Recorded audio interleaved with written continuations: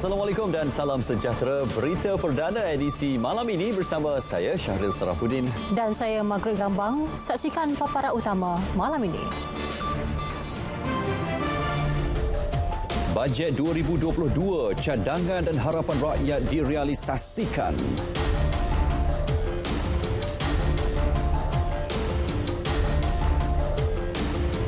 Malaysia-Indonesia sepakat perkukuh kerjasama pertahanan lebih menyeluruh.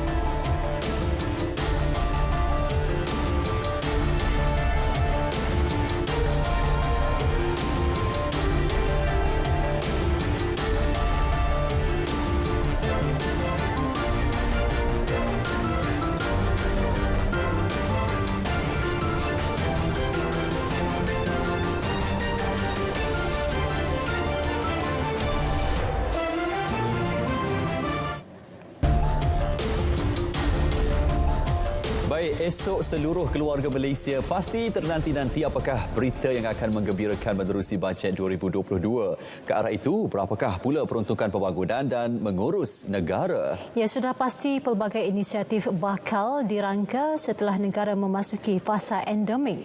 Bajet 2022 dengan slogan Keluarga Malaysia Makmur Sejahtera akan dibentangkan Menteri Kewangan Tengku Datuk Seri Zafrul Tengku Abdul Aziz di Parlimen. Laporan Bimala Kasturi Verasami.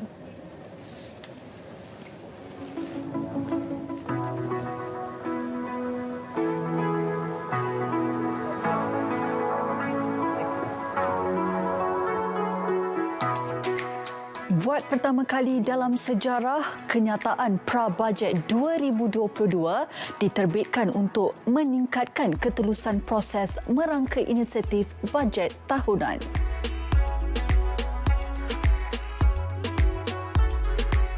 Kertas konsultasi awam juga diterbitkan ke atas beberapa topik sebagai sebahagian daripada proses penyediaan bajet 2022.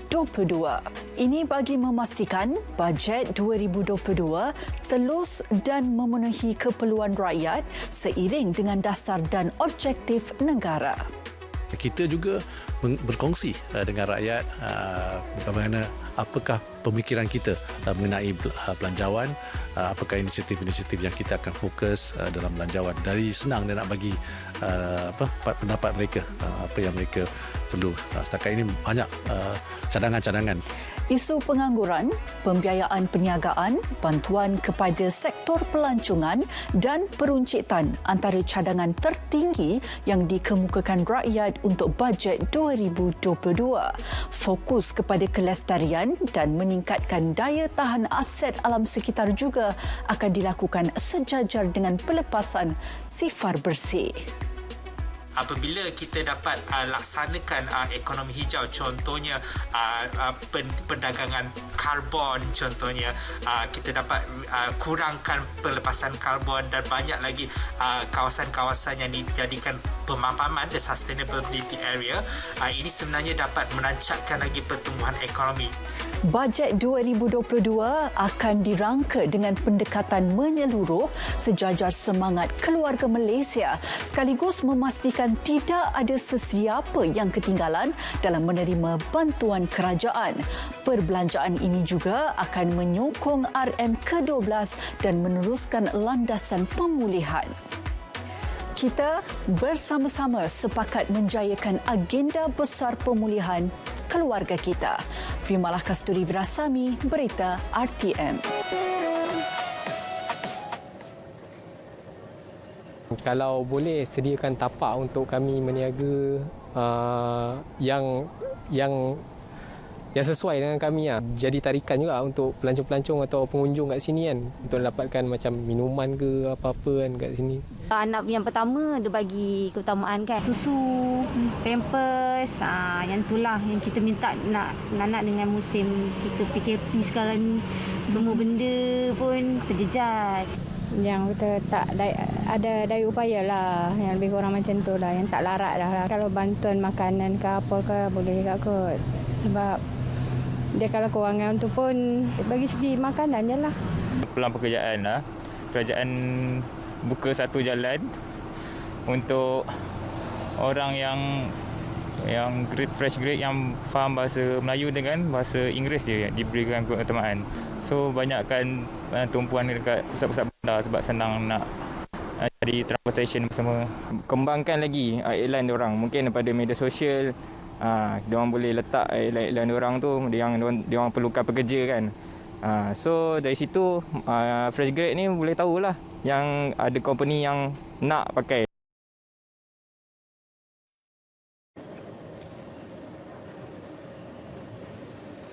Negara anggota Kawasan Pertumbuhan Timur ASEAN, Brunei, Indonesia, Malaysia, Filipina perlu meneroka peluang untuk memulihkan kembali nilai rantaian rentas sempadan yang terputus ekoran pandemik COVID-19.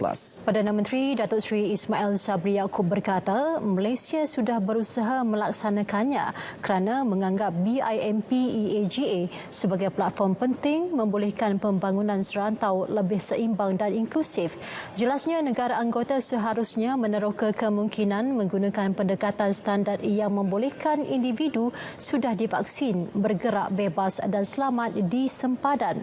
Sejajar pelan berkenaan, kerjasama turut memfokuskan pewujudan pekan dan bandar yang selesa, menaik taraf prasarana akses serta rangkaian dan meningkatkan kerjasama serta penyelarasan antara pemegang taruh. Pelbagai langkah akan terus diambil bagi menaik taraf prasarana akses dan ketersambungan dengan mempercepat pelaksanaan projek prasarana utama di BIMP EAGA. Baik, dalam perkembangan lain, Perdana Menteri menerima kunjungan hormat Menteri Pertahanan Indonesia Prabowo Subianto sempena lawatan kerja selama sehari Prabowo ke Malaysia. Perdana Menteri meluangkan masa selama 45 minit membincangkan hubungan dua hala Malaysia-Indonesia. Kedua-dua pemimpin turut membincangkan mengenai usaha peningkatan kerjasama pertahanan. Selesai kunjungan hormat, Prabowo berserta delegasi mengadakan perbincangan dua hala dengan rakan sejawatannya Menteri Kanan Pertahanan Datuk Seri Hishamuddin Tun Hussein di Wisma Pertahanan.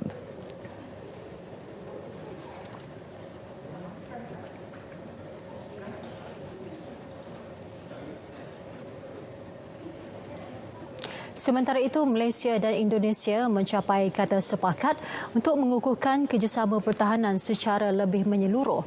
Buat pertama kalinya, satu memorandum persefahaman mengenainya bakal ditandatangani dan dilaksana awal tahun hadapan. Dalam kenyataan media selepas pertemuan dengan Prabowo, Datuk Seri Hishamuddin memaklumkan latihan bersama pasukan keselamatan kedua-dua negara akan diteruskan dalam usaha menangani ancaman pengganas iaitu melalui Malindo Dasarsa yang akan diadakan pada tahun hadapan di Malaysia. Latihan bersama itu akan melibatkan kerjasama ketiga-tiga cabang perkhidmatan angkatan tentera serta pasukan polis kedua-dua negara. Mesyuarat juga menyentuh tentang kawalan keselamatan di sempadan negara yang akan dipertingkat menerusi kerjasama Angkatan Tentera Malaysia ATM dan Tentera Nasional Indonesia TNI, terutamanya menerusi pengoperasian pos-pos gabungan. Menurut Datuk Seri Hishamuddin, beliau dan Prabowo berkongsi pandangan mengenai kepentingan setiap negara ASEAN dalam mengukuhkan diplomasi pertahanan demi kepentingan keselamatan serantau. Tambah beliau, pelibatan bersama antara perkhidmatan kesihatan angkatan tentera kedua-dua negara juga perlu dikukuhkan.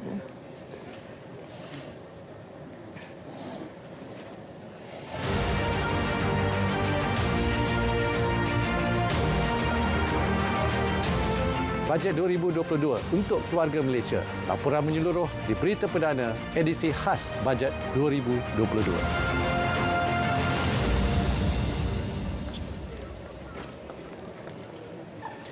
Suruhanjaya Pencegahan Rasuah Malaysia SPRM akan menempatkan pegawai dan anggotanya di lapangan bagi memantau proses pilihan raya umum PRU Dun Melaka. Pengarah SPRM Melaka, Muhammad Syahril Sheikh Saad memaklumkan satu pasukan pemantau dibentuk dan memfokus kawalan pencegahan rasuah dan salah guna kuasa sepanjang tempoh pilihan raya tersebut. Kita hanya tempatkan di beberapa stesen yang kita rasa benda tu ada risiko dan selebihnya akan letakkan di pejabat kita lah.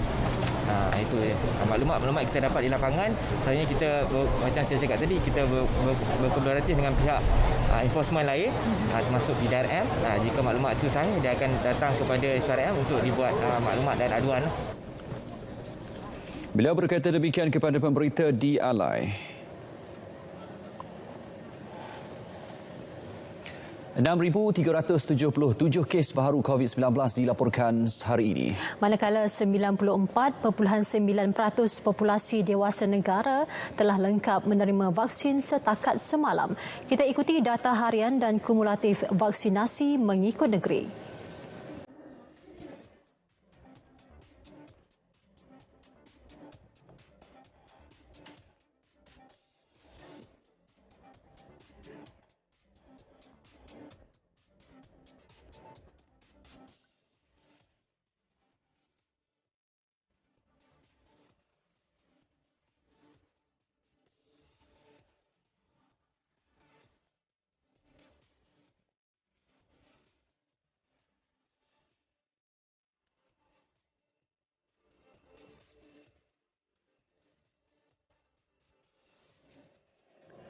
Proses suntikan vaksin pada musim tengkujuh yang dijangka melanda pantai timur pertengahan November ini dijamin tidak terjejas. Kira-kira 8,000 klinik swasta dan pakar sudah mendaftar untuk mengambil alih program vaksinasi selepas semua pusat pemberian vaksin ditutup.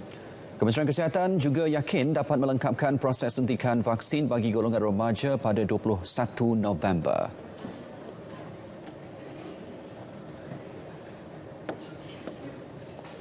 Pada ketika ni kita dos penggalak ni saya kata kita dah bermula dengan GP. Kita ada lebih kurang 8,000 GP yang ada klinik dan di seluruh Malaysia ni GP-GP yang telah mendaftar saya difahamkan dalam 2,000 orang. 2,000 lebih sikit yang sudah daftar, yang dah bersedia. Maknanya seseorang akan diberikan appointment MySejahtera ikut klinik mana yang dekat dengan rumah dia.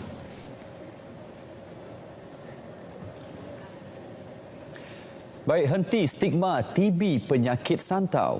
Masih ada segelintir masyarakat yang percaya batuk kering itu berpunca daripada penyakit santau atau buatan orang.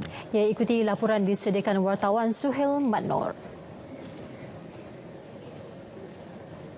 Menurut Pegawai Kesihatan Persekitaran Sektor TB Kusta Bahagian Kawalan Penyakit KKM Anis Nadia Ahmad Latbi, stigma itu sebenarnya amat berkait dengan kurang faham masyarakat mengenai penyakit TB dan kemajuan rawatan pada hari ini. Justru, masyarakat harus peka bahawa batuk kering adalah simptom penyakit TB dan mereka perlu melakukan saringan lebih awal jika bergejala. Gejala TB ni dia selalu dikaitkan dengan amalan sihir. Contohnya macam batuk berdarah, ya. So bila batuk berdarah lama-lama lepas tu penyusutan berat badan, demam berpanjangan, berpeluh pada waktu malam. So banyak masyarakat menganggap yang mereka ni sebenarnya telah disantau.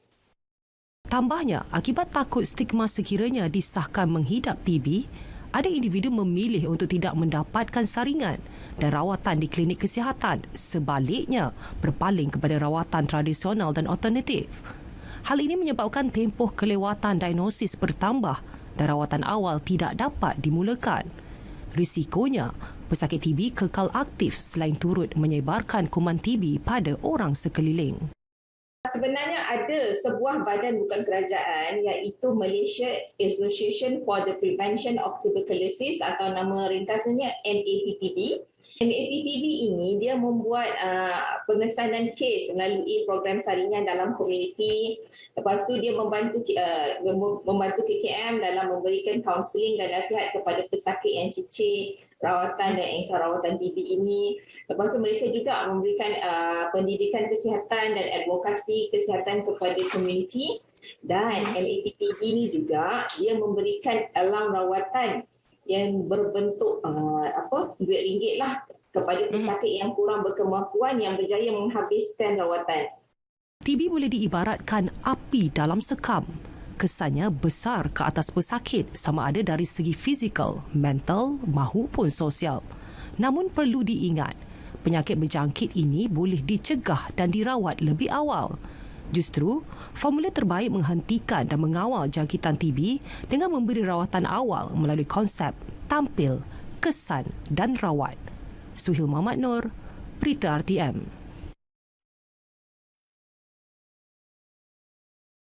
Take 5 ke arah kesejahteraan mental dan fizikal. Kekal berhubung, eratkan rangkaian sosial yang sihat. Aktifkan diri, tingkatkan kecergasan diri. Syukur, hargai nikmat kehidupan. Teroka minat, tonjolkan bakat. Beri, kebahagiaan dikongsi bersama. Amalkan Take 5, Agenda Nasional Malaysia Sihat, sihat sepanjang hayat. Nikmati penjimatan 50% dengan penyelesaian perniagaan Unify. Dengan Microsoft 365, kolaborasi dengan pelanggan, kongsi hasil kerja terbaik dan urus semua keperluan perniagaan anda. Layari unify.com.my/SME Grant hari ini. Hepatitis adalah penyakit keradangan hati akibat daripada jangkitan virus hepatitis. Hepatitis A yang berjangkit melalui pencemaran makanan dan air biasanya menyebabkan jangkitan hati yang akut dan tidak berpanjangan. Hepatitis B dan C pula berjangkit melalui darah yang tercemar. Antaranya adalah melalui perkongsian jarum suntikan, transfusi darah, hubungan seksual dan jangkitan ibu kepada anak. Berlainan daripada hepatitis A, hepatitis B dan C boleh menyebabkan kerosakan hati yang kronik dan bara hati. Kebanyakan pesakit hepatitis B dan C tidak mengalami tanda dan gejala pada peringkat awal. Tanda atau gejala seperti muntah darah, jaundice dan busung hanya akan muncul setelah penyakit hepatitis menjadi semakin kronik. Oleh itu, lakukan ujian saringan hepatitis jika anda berisiko tinggi untuk mendapat jangkitan dan dapatkan rawatan dengan segera jika perlu di klinik kesihatan terdekat. Bersama kita cegah hepatitis.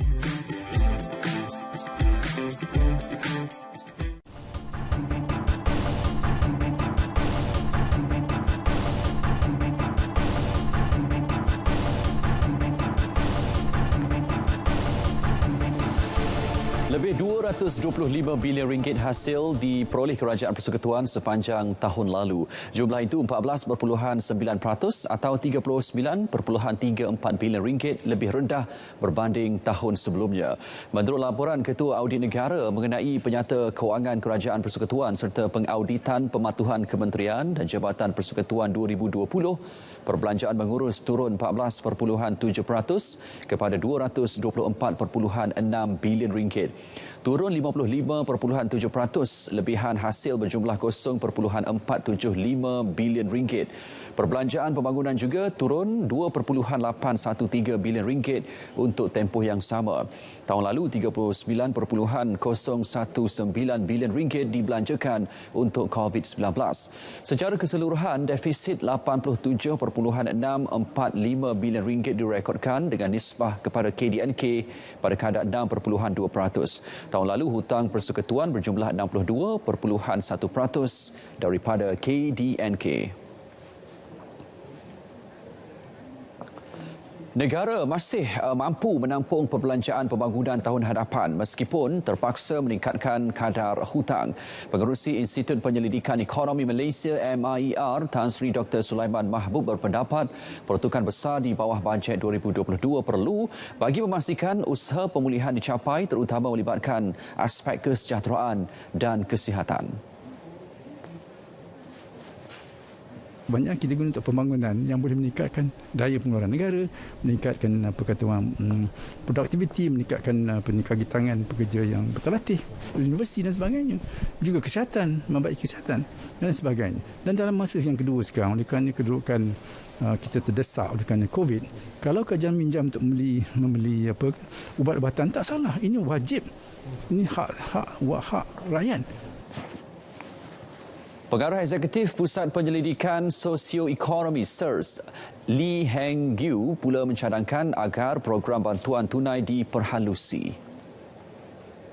So I think we have to review the whole system, the cash and out system, to ensure those are most needed. Maybe we can use the benchmark, the national poverty line income of 2,208 ringgit as a gauge. And also, so why I say that? Because that will give higher value of assistance instead of the current approach. Perjanjian Persefahaman Kolaborasi Strategik Pembangunan Industri berasaskan getah melalui gerakan koperasi dimeterai antara Lembaga Getah Malaysia dan Suruhanjaya Koperasi Malaysia. Ia bagi membantu meluaskan pelibatan pekebun kecil getah sekaligus memperkasa gerakan koperasi. Melalui kerjasama strategik ini, Suruhanjaya Koperasi Malaysia akan mengenal pasti koperasi yang berpotensi dan menyediakan khidmat nasihat serta melaksanakan penyeliaan melalui laporan prestasi perniagaan. Jadi daripada 63 ni yang kita lihat ada 19 koperasi pengembang getah ni yang ada yang sedang berpotensi tinggi untuk kita bantu yang dah maju. Dan biasalah kalau mereka tengok yang 19 ni akan diangkat maju lagi, saya yakin yang baki ni juga akan ikut sama. Kerjasama ini mampu mendorong pekebun kecil getah beralih penggunaan teknologi seiring dengan revolusi perindustrian 4.0. Berkelompok, mereka tidak menguruskan ladang bersendirian, maka ianya akan lebih cost efektif dari segi penggunaan mesin, penggunaan tempat, kilang. Jadi semua centralized. Tak payahlah mereka keluarkan duit bersendirian dan sebagainya. Jadi ini yang kelemahan yang kita lihat. Smallholders yang bersendirian itu dia tak mampu untuk buat kilang sudah tentu untuk membeli mesin-mesin. Melalui perjanjian ini, ekspor getah disasarkan melonjak kepada 80 bilion ringgit tahun ini berbanding 48 bilion ringgit tahun lepas. DHL Express melabur 200 juta ringgit untuk membina pembinaan gerbang laluan penyisihan automatik sepenuhnya yang pertama di KLIA.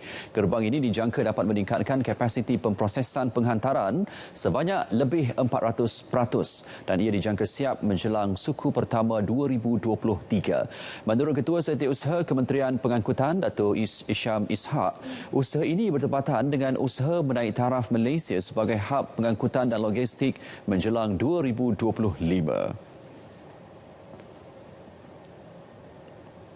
Pada tahun 2023 apabila fasiliti ini siap dan infrastruktur 5G juga dalam proses untuk dilebarkan ke seluruh Malaysia, dan pada tahun 2024 80% daripada kawasan seluruh Malaysia akan mempunyai liputan 5G. Jadi ini akan membantu syarikat-syarikat yang menggunakan teknologi tinggi seperti DHL di dalam fasiliti di sini akan mendapat manfaat, kerana apabila ada 5G yang pentingnya ialah data, kelajuan datanya akan bertambah. Gerbang laluan ini juga akan dilengkapi dengan teknologi terkini dan direka untuk kecekapan pemprosesan penghantaran yang optimum termasuk sistem dimensi dan penimbangan berkelajuan tinggi.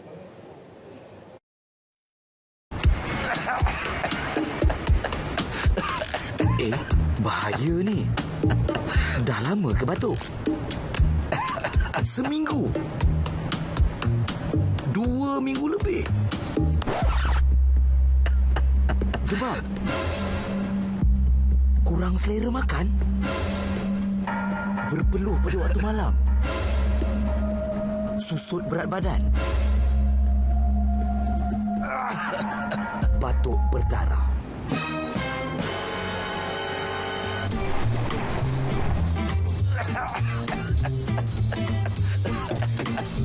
Jika anda mengalami batuk lebih 2 minggu, kurang selera makan, susut berat badan, demam, berpeluh di waktu malam dan batuk berdarah, TB boleh menyebabkan kematian jika tidak dirawat. TB boleh menyebabkan kematian jika tidak dirawat.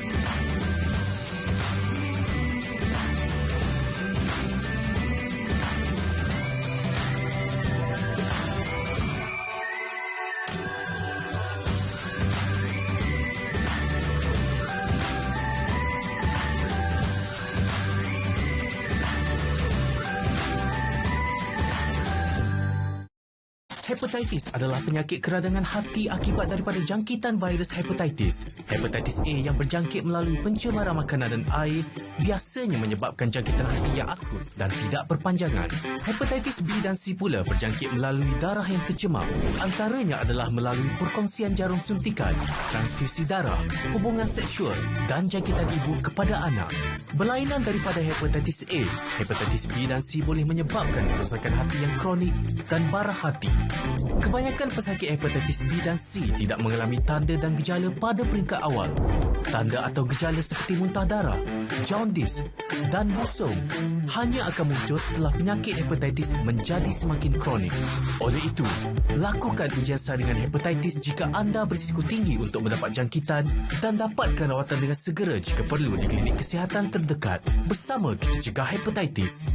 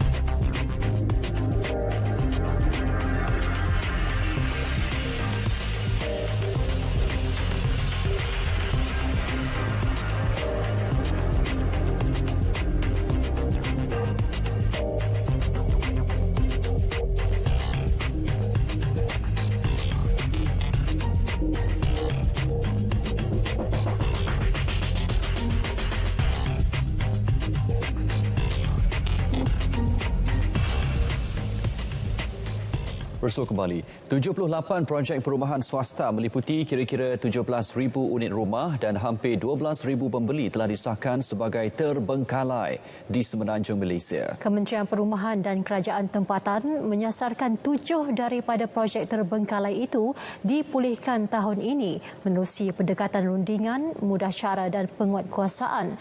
Jelasnya sehingga kini sebanyak 4 projek berjaya dipulihkan dan 3 lagi dijangka selesai akhir tahun ini.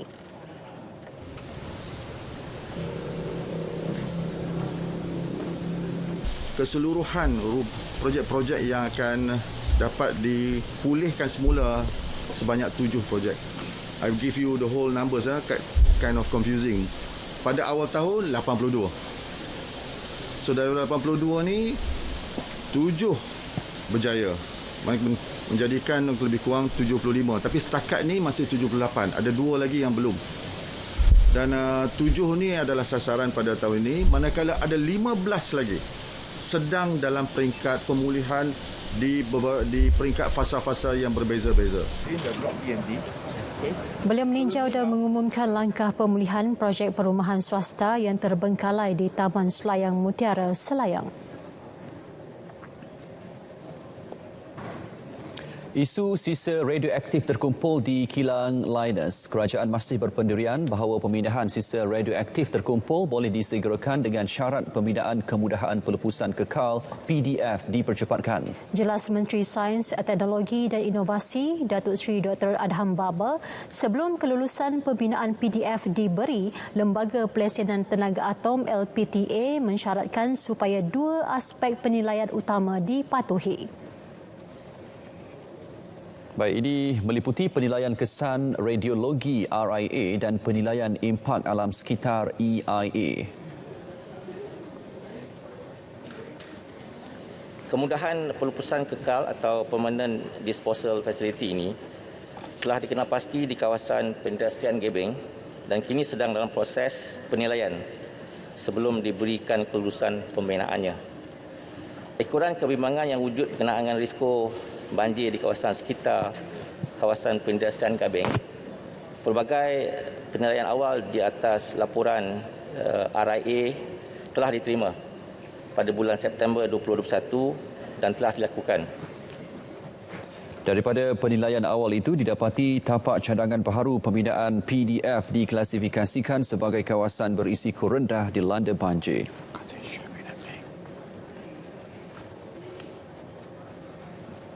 Berita perdana, kita teruskan dengan perkembangan sukan. Bersama dengan penyampainya Nazri Fahmi. Silakan.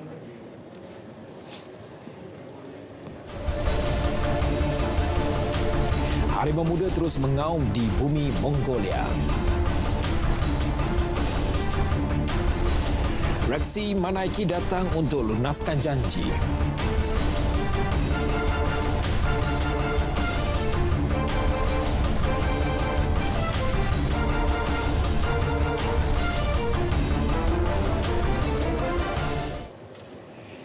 Terima kasih Syaril dan Meg. Kita mulakan dengan kempen kelaikan bola sepak Piala Asia bawah 23 tahun AFC 2022.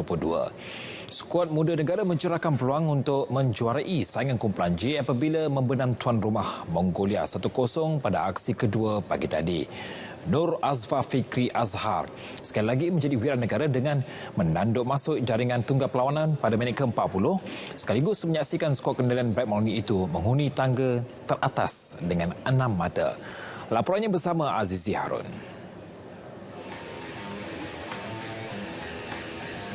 Perlawanan yang berlangsung di Stadium MFF Ulaanbaatar itu menyaksikan penyerang negara Lukman Hakim Samsudin menerima kad kuning seawal minit kedua.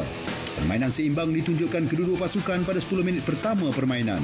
Mongolia yang mendapat sokongan lebih 300 penyokong tempatan kerap kali cuba mengasak pertahanan Malaysia namun berjaya ditangani benteng negara dengan baik. Pada minit ke-40, gol yang dicari akhirnya berjaya dihasilkan menerusi tandukan Nur Azfar Fikri bermula dengan sepakan sudut kapten pasukan Mukhairi Ajmal dari penjuru kanan gol Mongolia. Gol tersebut menyentap semangat pemain lawan yang mula mengatur banyak serangan balas ke kubu Malaysia. Kedudukan bagaimanapun kekal hingga tamat babak kedua. Pastinya Mukhairi akan dimanfaatkan, digunakan sepenuhnya. Ketua Jurulatih Negara Brad Maloney nyata lega dengan kemenangan kedua yang diperolehi anak buahnya yang berjaya mengatasi kelebihan Mongolia beraksi di laman sendiri. Menurut Maloney, beliau sudah menjagakan skuad negara bakal menerima tentangan sengit dan asakan fizikal daripada pasukan Mongolia yang mengikat Thailand 1-1 dalam perlawanan Isnin lepas. Yeah, tough game as we expected, but we stuck to our game plan, and not everything went our way, but we managed to get the result. Hard to say. We'll just worry about things we can control, and we'll move on with that. A bit early to tell yet, but seemingly most okay. Hopefully everybody will be available for the next match. Bagi pemain tengah negara Muhammad Nur Azfar Fikri Azhar, kejayaan menjaringkan gol kemenangan adalah hasil kerjasama rakan sepasukan di atas padang. We work so hard, we fight every ball, then we get the result. So terima kasih kerana sentiasa beri kata-kata semangat di sosial media semua, saya baca semua. Alhamdulillah kita dapat capaikan kemenangan pada hari ini. Kemudian kita harap next game kita akan dapat buat yang lebih baik lah untuk lagi senang kita layak ke Piala Asia untuk capai target ini senang. Kemenangan ke atas Mongolia 1-0 sebentar tadi meletakkan pasukan negara di tangga teratas kumpulan J dengan mengumpul 6 mata. Tinggal satu lagi perlawanan pertemuan dengan Thailand pada 31 Oktober ini. Azizi Harun bersama juru kamera Syarul Nizam Mufid, Ulaanbaatar, Berita RTM. Menjelang aksi ketiga peringkat kumpulan Piala Malaysia malam esok, kerajaan telah membenarkan kemasukan penyokong bagi penonton perlawanan tersebut di stadium. Bagaimanapun, semua penonton diwajibkan mematuhi garis panduan dan SOP yang telah ditetapkan oleh Majlis Kesempatan Negara dan Malaysian Football League. Antaranya, hanya penonton yang lengkap 2 dos vaksin dibenarkan masuk dengan wajib menunjukkan sijil digital atau kad vaksinasi di pintu masuk. Penonton bawah umur 18 tahun tidak dibenarkan masuk dan tiada aktiviti makan dan minum sepanjang berada di stadium. Bagi mereka yang berada di bawah status pemantauan serta yang bergejala, mereka juga tidak dibenarkan masuk menyaksikan perlawanan. Selain itu, tiket perlawanan pula hanya boleh dibeli secara dalam talian atau menerusi pas bermusim. Setiap seorang penonton pula hanya dibenarkan membeli 2 tiket sahaja. Penonton yang dibenarkan masuk pula perlu mengikut SOP yang disediakan, iaitu penjarakan sosial di tempat duduk, wajib memakai pelitup muka dan tidak dibenar ke tandas ketika masa rehat permainan. Perkembangan sukan badminton, bekas juara dunia dan pemenang pingat emas Olimpik Reaksi Manaiki enggan mensia-siakan peluang kedua yang diberikan kepadanya selepas dilantik sebagai timbalan pengarah kejurulatihan Persatuan Badminton Malaysia BAM. berkat kuasa Disember depan. Menurut Reksi, beliau ingin membalas kepercayaan tersebut dengan membantu Malaysia meraih emas pertama Olimpik di Paris 2024. Reksi yang merupakan Ketua Jurulatih Persatuan Badminton Thailand sejak 2017 mendedahkan program yang dilaksanakan BAM dalam misi meraih kejayaan di Paris 2024 dan Los Angeles 2028 ketika ini telah menarik perhatiannya untuk menerima jawatan ditawarkan Badan Induk Badminton negara itu.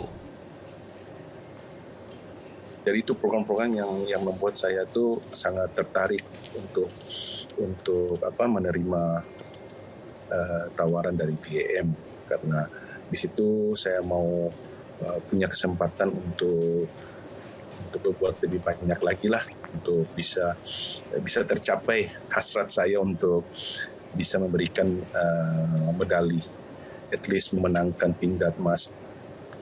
Reksi berkata beliau akan berbincang bersama pengarah kejurulatihan BAM Wong Chun Han dan barisan kejurulatihan lain bagi mencapai misi berkenaan.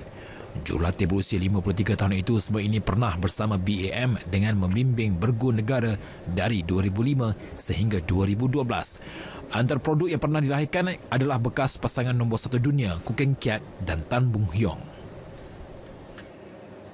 Menjelang kelayakan Piala Dunia Rugby 7/11 2022, skuad rugby 7/11 negara diundi bersama Korea Selatan, Hong Kong dan Filipina dalam kumpulan A yang dijadualkan berlangsung di Dubai, Emirat Arab Bersatu UAE pada bulan depan. Acara undian yang berlangsung di Majlis Sukan Dubai itu juga menyaksikan tuan rumah diundi dalam kumpulan B bersama kuasa rugby Asia seperti Jepun, Sri Lanka dan China. Bagi kelayakan wanita dalam kejuaraan sama yang juga dikenali sebagai Siri 7/11 Rugby Asia, Malaysia diundi dalam kumpulan B. Skuad wanita negara bakal berdepan China, Hong Kong dan Sri Lanka. Dua pasukan teratas daripada setiap kumpulan akan beraksi di separuh akhir. Seterusnya pasukan lelaki dan wanita yang melangkah ke final akan layak bertanding di Piala Rugby 7/11 di Cape Town, Afrika Selatan pada September tahun depan. Edisi Sukan 28 Oktober di penghujungnya. Saya Nazif Ahmed Syukri bersama kembali dengan Mac dan juga Syariah. Assalamualaikum dan salam sukan untuk semua. Baik, kita teruskan berita perdana dengan segmen Hashtag. Sebuah video memaparkan deretan kanopi dihias seperti sebuah majlis perkahwinan mendapat perhatian ramai. Video tersebut tular kerana kedai yang terletak di bahu jalan itu membuat kelainan dengan berkonsepkan kenduri kahwin. Kedai unik ini menampilkan perhiasan kenduri kahwin termasuk bunga manggar dan suasana dihidupkan lagi dengan muzik kahwin. Buat mereka yang rindu untuk menikmati nasi kenduri, boleh berkunjung ke sini kerana pelbagai masakan dihidangkan. Rata-rata netizen turut memuji strategi pemasaran yang digunakan kedai ini. Baik, berita perdana edisi 28 Oktober berakhir di sini. Keluarga Malaysia sekalian, terus amal kawalan kendiri terutama ketika keluar rumah. Ya, lakukan ujian saringan dan jangan rentas negeri jika bergejala demi keselamatan diri dan keluarga. Ya, yang sahih hanya di Berita RTM. Saksikan program inklusif bersama Menteri Perdagangan Dalam Negeri dan hal ehwal pengguna selepas ini. Dengan itu, Assalamualaikum. Salam hormat dan jumpa lagi.